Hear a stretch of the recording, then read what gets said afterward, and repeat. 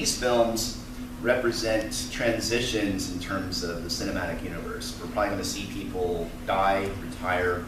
You'll have new characters that have been developed in previous films already that may get their own stories later on.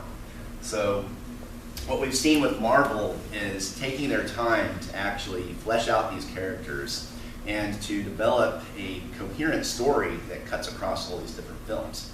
An issue that is also a problem for some of the Marvel films, which is not having a compelling villain.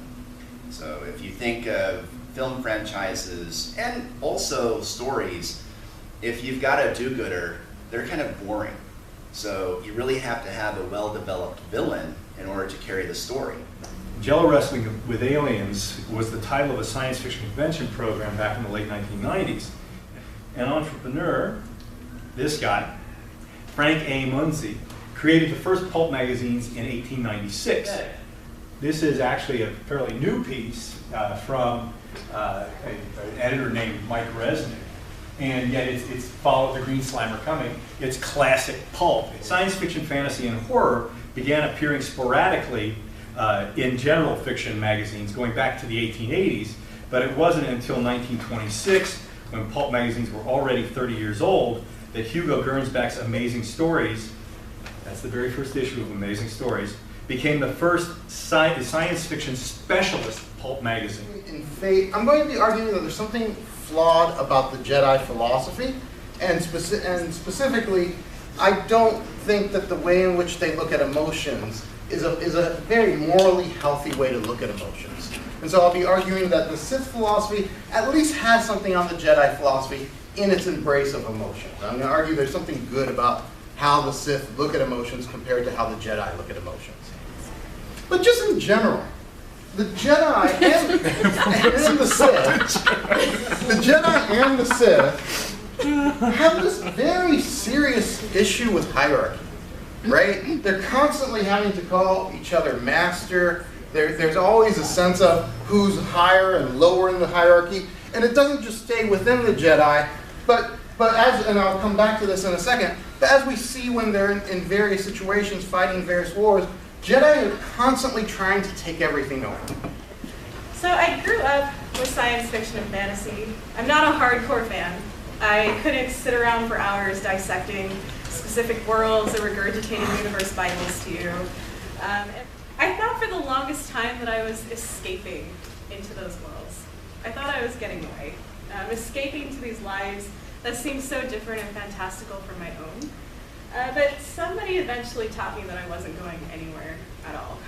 And what I learned was that science fiction wasn't actually taking me anywhere at all. She said science fiction in the introduction. She says it's not predictive, it's descriptive. And then she says in general, all fiction is a metaphor. She says in reading a novel, any novel, we have to know perfectly well that the whole thing is nonsense. And then while reading, believe every word of it. Briefly, the movie Night Mistress is a horror film we shot here in the San Joaquin Valley.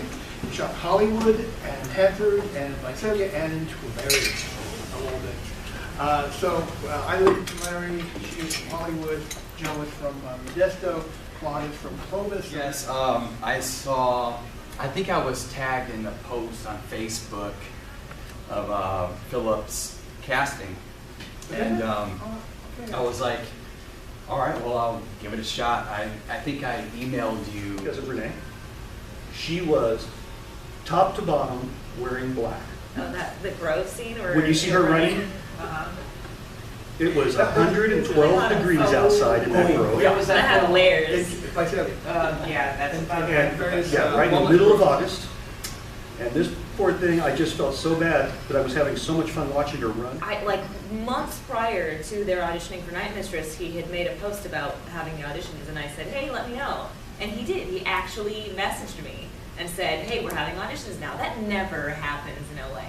It's just, if you're not in front of my face right now, I'm not thinking of you. So it was really endearing to have this director reach out personally and say, hey, here's your reminder, we're having auditions now.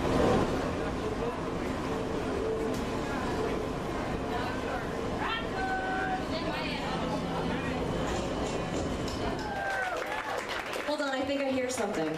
I think it's the ocean calling.